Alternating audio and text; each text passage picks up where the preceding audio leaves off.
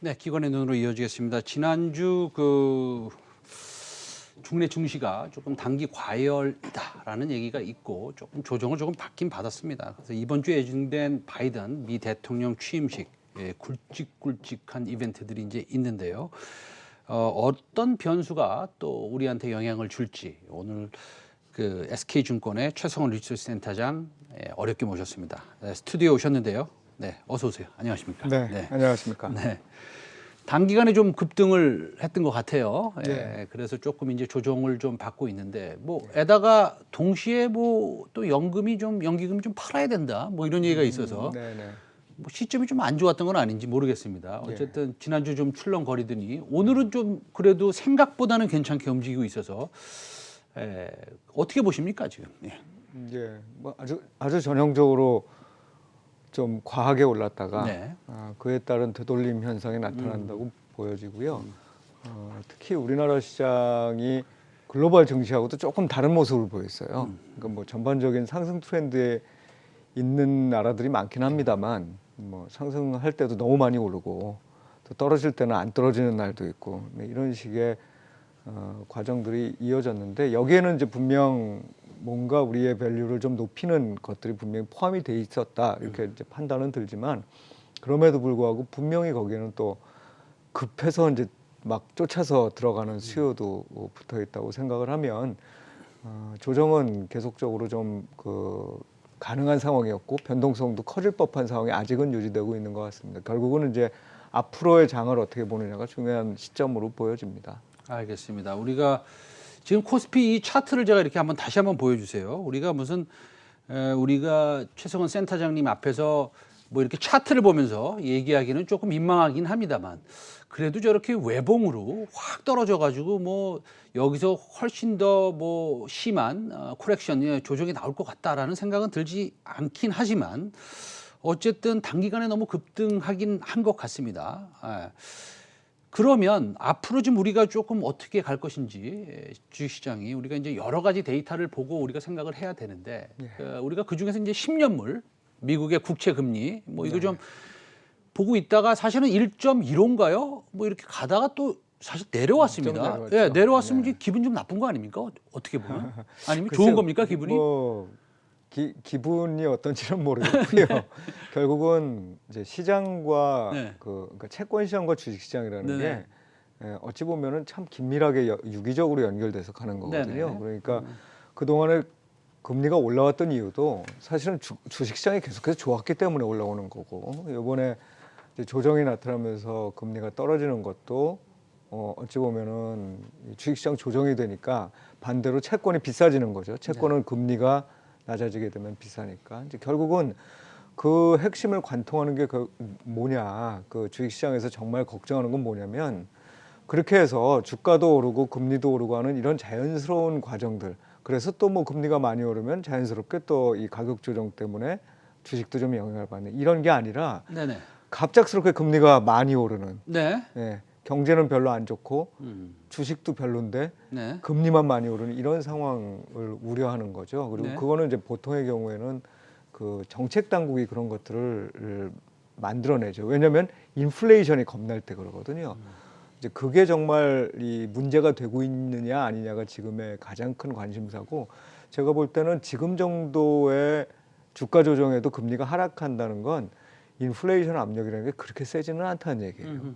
그러니까 결국은 사람들이 걱정하는 것만큼의 어떤 금리 상승이 영향을 미치는 구간은 아니라고 생각하는 게 맞는 것 같습니다. 근데 저 개인적으로는 좀 더 욕심이 더 있었으면 사실.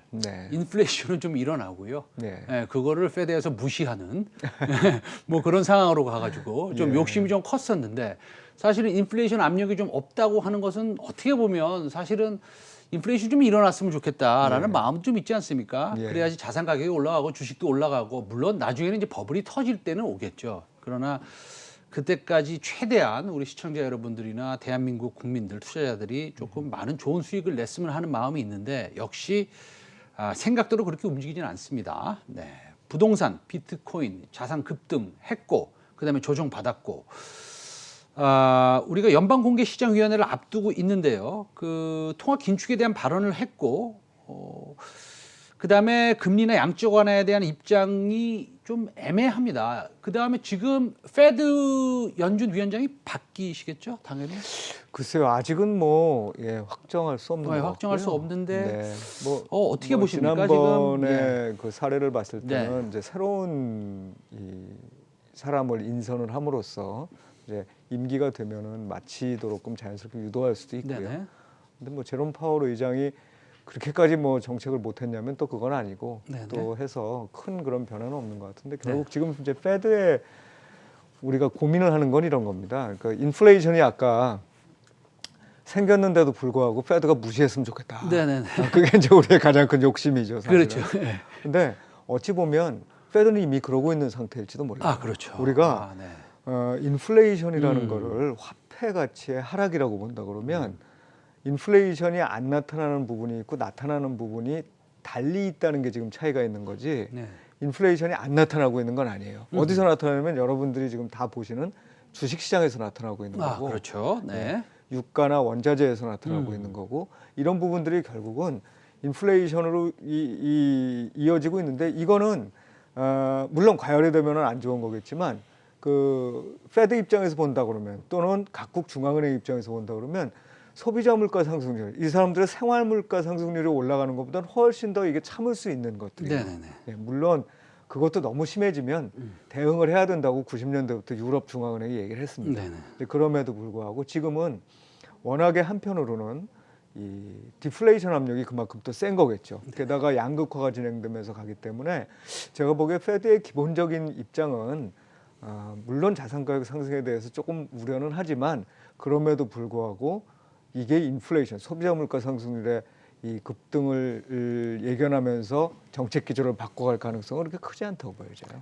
네. 알겠습니다. 그럼 페드는 그렇고요. 그 또 하나의 축이 있지 않습니까? 네. 사실은 그 재무장관 네. 이번에 이제 그 19일 날 열리는 사실은 인사청문회도 있고요. 네. 그래서 제넷 앨런. 네.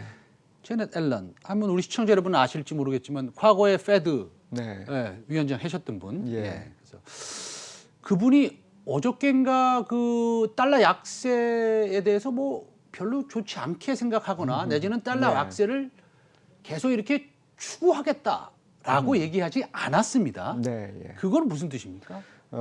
제넷 옐런이라는 사람은 네. 어찌 보면 상당히 시장주의적으로 접근을 한 거라고 봅니다. 그러니까 사실 트럼프 대통령 시기는 우리가 무역 갈등에 대한 얘기도 했지만 무역 갈등에 대한 얘기도 굉장히 많이 이제 했지만 환율 쪽에서도 어찌 보면 좀 직접적으로 정부가 나서서 그거를 움직이는 듯한 느낌을 많이 받았었거든요. 그런데 제넷 옐런이 했던 얘기를 좀 종합을 해보면 결국은 시장에 맡겨서 간다. 대신에 트럼프 시기 때는 각자 도생에 의해 가지고 각자 이제 환율을 움직이는 부분들에 대해서 어찌 보면은 조금 덜 신경을 썼다면 지금은 대신에 아마 이런 역할들은 할 겁니다. 그 각국이 자기네들한테만 유리하게 하기 위해서 자국 통화를 절하시키는 이런 방식의 어떤 움직임을 갖는 거를 일단 경계하는 모습이고요. 네.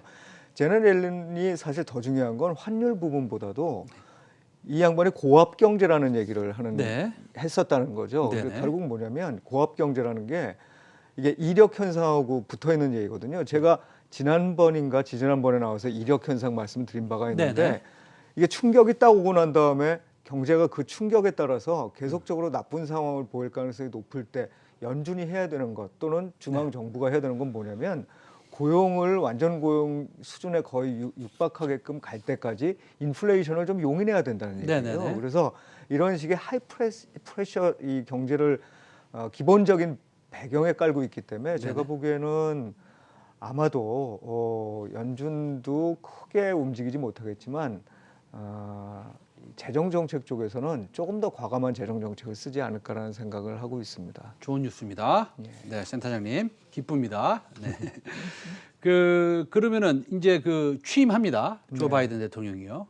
근데 사실은 그날 옛날 말로 하면 시위, 우리 제 세대는 이거 데모라고 그러는데 시위가 좀 있을 예정이지 않겠습니까? 잘 좀 문제 없이 좀 치렀으면 좋겠는데요. 일단은 바이든 정부 그 이후에 기본적으로 지금 추진하는 게 뭐 우리가 다 알고 있지만 여러 가지가 있지 않습니까? 월가에서는 어떻게 예측합니까? 월가에서 참 많이 이렇게 부딪히는 것 같아요. 그런데 적어도 단기적으로 바이든 후보가 된 거에 대해서 그렇게 크게 불안해하지는 않는 것 같아요. 왜냐하면 거기 핵심에는 경기부양책이 있고 그 경기부양책은 바이든 혼자만의 생각이 아니라 민주당의 어찌 보면 색깔입니다. 그러니까 결국은 정부가 커야 된다는 거고 이런 시기에 뭔가 이 돈을 계속 써서 정부가 돈을 써서 성장을 정상화시키고 고용을 정상화시켜야 된다는 이제 이런 관점이 강한 이 정당이기 때문에 그런 데서 크게 염려는 안 해요. 단지 지금은 이제 코로나19 때문에 사실 그쪽으로 다 맞춰져 가지만 요게 좀 나아지고 난 다음에 어떨 거냐에 대한 고민은 제가 보기에 올해 중반쯤 나타날 수밖에 없어요. 그중에 대표적인 건 결국은 증세 관련된 문제입니다. 지금 어떻게 증세하겠어요, 사실. 모두 다 상황이 별론데. 그러니까 뭐 그 문제도 아마 들고 나올 거고 그다음에는 전에도 한번 말씀드렸습니다만 빅테크 기업들에 대한 독과점 이슈도 얘기를 할 거고 제가 사실 제일 걱정하는 건 중국과의 관계 설정이에요. 그 중국과의 관계 설정이 겉으로 보기에는 별로 이 트럼프 대통령처럼 거칠지 않을 것 같은데 실질로 보면은 중국이 상당히 기분 나빠하는 방식일 수 있어요. 뭐냐면 역시 이제 이 과거에 무슨 에친스 라인이 됐든 이런 라인을 긋고서 중국을 압박하고 고립시키려는 전략을 쓸 가능성이 있습니다. 이런 부분들이 별로 안 좋은 얘기입니다. 그렇죠. 이제 이런 부분들이 좀 올해 중반을 지나면서부터는 색깔이 드러나지 않을까 하는 우려를 한편으로 갖고 있는 게 또 월가의 시각인 것 같아요. 센터님, 저는 좀 이런 유치한 생각을 한번 해봤습니다. 어쩔 땐 이 유치한 게 맞아떨어질 때가 있거든요. 뭐냐면 해리스가 그 인도계 아닙니까? 어머니도 인도. 그래서 인도와는 좋은 릴레이션십을 갖고 인도와 중국과는 지금 릴레이션십이 관계가 굉장히 안 좋지 않습니까?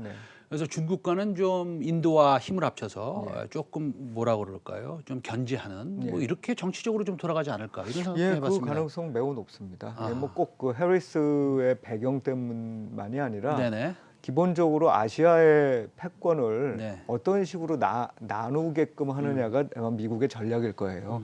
한쪽에다가 힘을 몰아주는 건 사실은 미국 입장으로 보면 굉장히 불편한 일이라고 생각됩니다. 그래서 앞으로 이제 인도에 대해서도 저는 사실 좀 괜찮게 보는 게 그런 어떤 동맹 관계 속에서 인도의 역할이 이 지역에서 상당히 부상할 수 있겠다. 그러면서 중국의 한쪽의 견제 세력으로 작동할 수 있겠다는 생각을 갖고 있어요. 그 센터장님, 그 SK증권도요. 그 리테일 쪽에 개인 투자자들의 계좌가 많이 늘었습니까? 많이 늘었습니다. 그 하루에 뭐 7만 개가 늘었다는 등 뭐 이렇게 평균적으로 그러는데 어쨌든 그 SK증권도 잘 되시기를 제가 기원하겠습니다. 그런데 감사합니다. 지금 상황이 굉장히 많이 바뀐 것 같아요, 그렇죠? 옛날에는 뭐 펀드에 전부 다 투자를 했지만 지금은 뭐 정보가 사실은 어느 정도 꼭 그렇지는 않지만 이렇게 우리가 취득할 수 있는 소스도 굉장히 많고요, 그렇죠? 그래서 개인 투자자들, 똑똑한 개인 투자자들이 오히려 어쩔 수 없이 포트폴리오를 분산해야 되는 펀드보다 수익률을 더 많이 올릴 수 있는 그런 기회가 있는 장 아니겠습니까? 그렇습니다. 이런 그 개인 투자자들의 전성시대, 이거는 지속적으로 이렇게 좀 뭐라 그럴까요? 앞으로도 이렇게 진행이 될까요? 아니면은 뭐 약간 뭐라 그럴까요? 단기적인 현상으로 보십니까? 어떻게 보세요?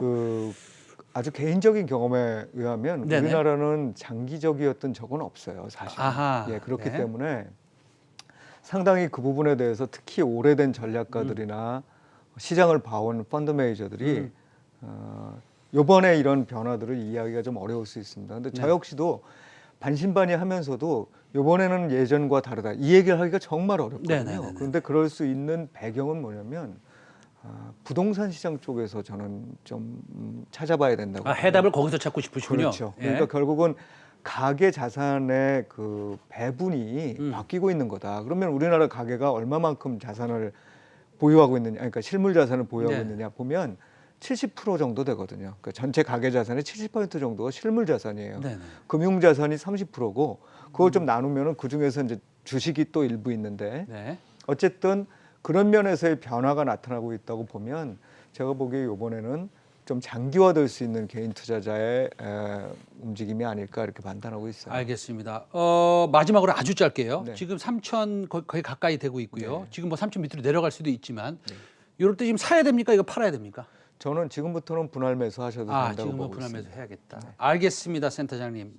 SK증권의 최석원 리서치 센터장이었습니다. 오늘 말씀 잘 들었습니다. 네, 감사합니다.